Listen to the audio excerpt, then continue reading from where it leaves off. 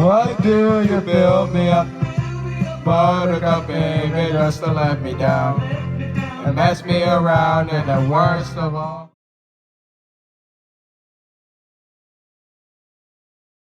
Today I will be reviewing TMNT Shellraiser at Nickelodeon Universe at American Dream Mall.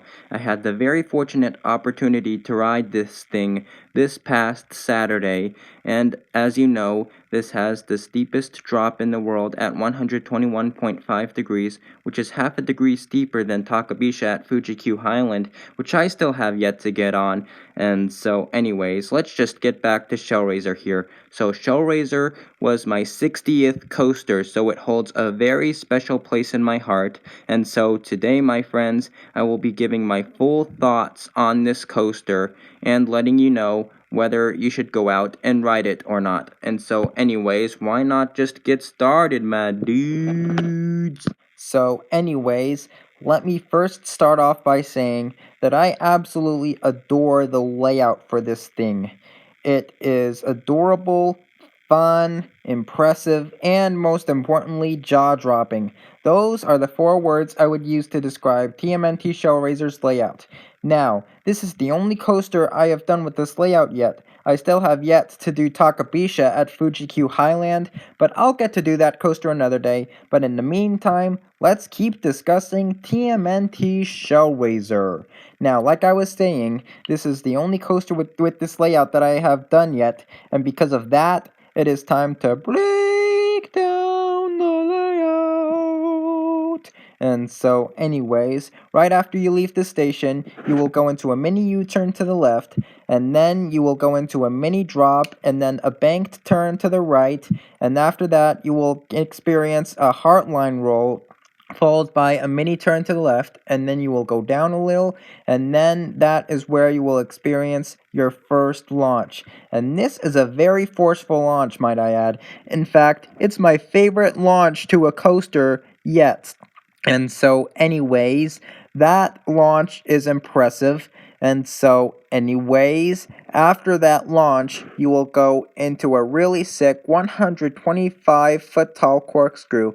And this is visually the most impressive element on this ride, in my opinion. My gosh. And it's fun to just experience on this coaster in general, too. And so, anyways, right after that, you will go into a really sick banana roll, which I also love. It's my number 2 favorite element on Shellraiser.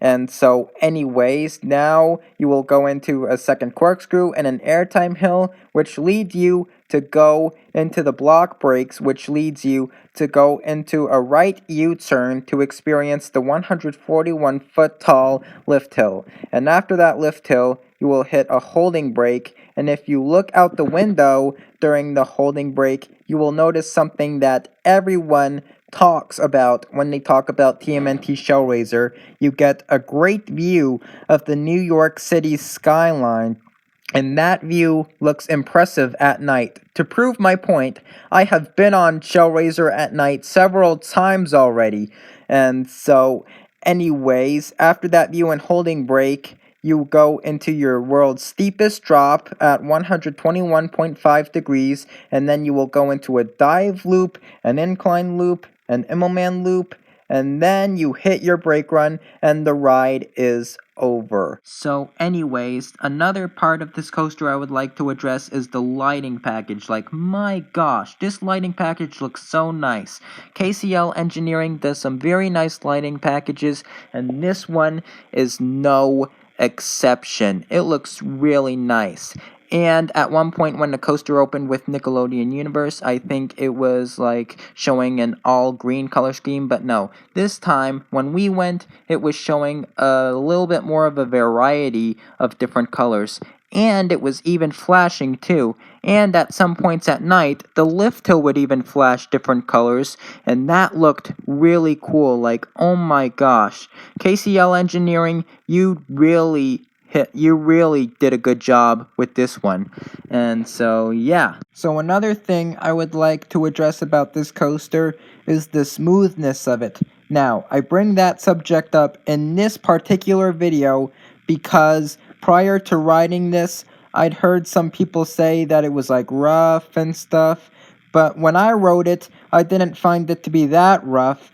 I mean, I may have felt a rattle throughout the layout, but I think that's just about it. And yeah, so, as you guys probably know from my vlog and review of the day, I have ridden TMNT Shellraiser a total of 4 times, 2 rides in the back and 2 rides in the front. And man, oh man, everybody, TMNT Shellraiser is a front seat ride. The drop after the holding brake is so much crazier in the front row than it is the back row. Oh my gosh. And the rest of the ride is just so much better in the front than it is the back, in my opinion. And so, anyways, what am I gonna give TMNT Shellraiser for its final score? I am giving it a 9.5 out of 10.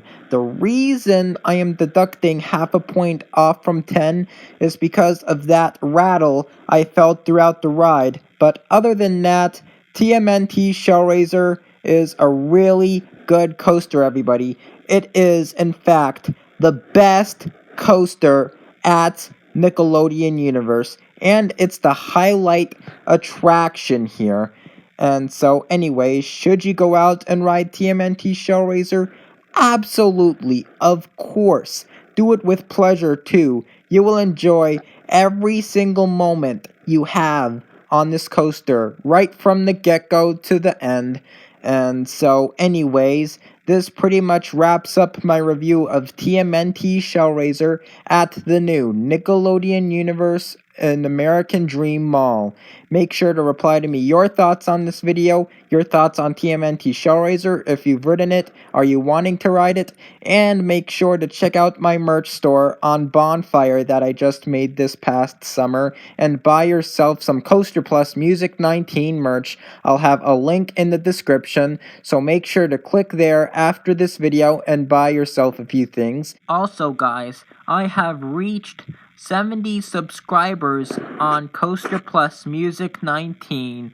So thank you guys for 70 subscribers. And if you're new, please subscribe. I'd really appreciate it. And I will see you in the next.